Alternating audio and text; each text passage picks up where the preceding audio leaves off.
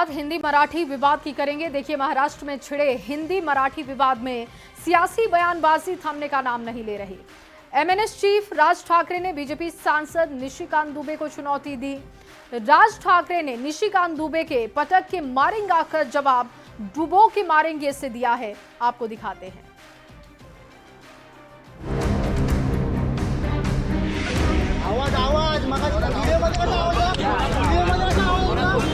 मुंबई के समुंदर में डूबे डूबे कर मारेंगे। तो चलो बिहार, चलो उत्तर प्रदेश, चलो तमिलनाडु, तुमको पटक पटक के मारेंगे। महाराष्ट्र में गरमाया भाषा विवाद। महाराष्ट्र में मराठी हिंदी पर सियासी पारा हाई। मराठी हिंदी की लड़ाई डुबोकर और पटक कर मारेंगे पर आई।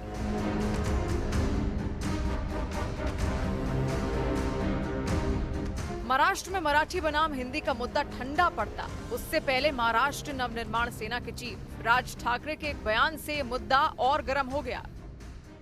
तुम मुंबई में आ जाओ,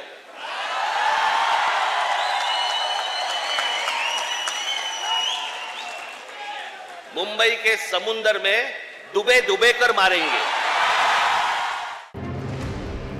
राज ठाकरे ने बीजेपी सांसद निशिकांत दुबे के बयान पर पलटवार किया, लेकिन राज ठाकरे की इस चेतावनी से सूबे की सियासत गर्मा गई है। कसम काय बोल रहा, मराठी लोगों को हम यहां पे पटक पटक के मारेंगे। तुम मुंबई में आ जाओ,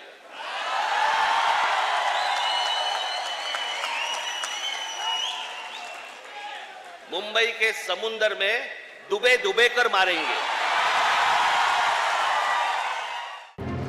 दरअसल मुंबई के मीरा रोड पर नॉन मराठी बिजनेसमैन की पिटाई की घटना पर बीजेपी सांसद निशिकांत दुबे ने राज ठाकरे को निशाने पर लिया था। बीजेपी सांसद निशिकांत दुबे ने राज ठाकरे के उस बयान पर जवाब दिया था जिसमें उन्होंने कहा था, मराठी ना बोलने पर मारो लेकिन वीडियो मत बनाओ। आप जो है लाटसाही कर रहे हो और ऊपर से जो है आप हमारा दोहन करके शोषण करके टैक्स पेयर करते हो। और यदि आप में ज्यादा हिम्मत है तो आप हिंदी भाषी को मारते हो तो उर्दू भाषी को भी मारो, तमिलियन को भी मारो, आप जो है तेलुगु वाले को भी मारो।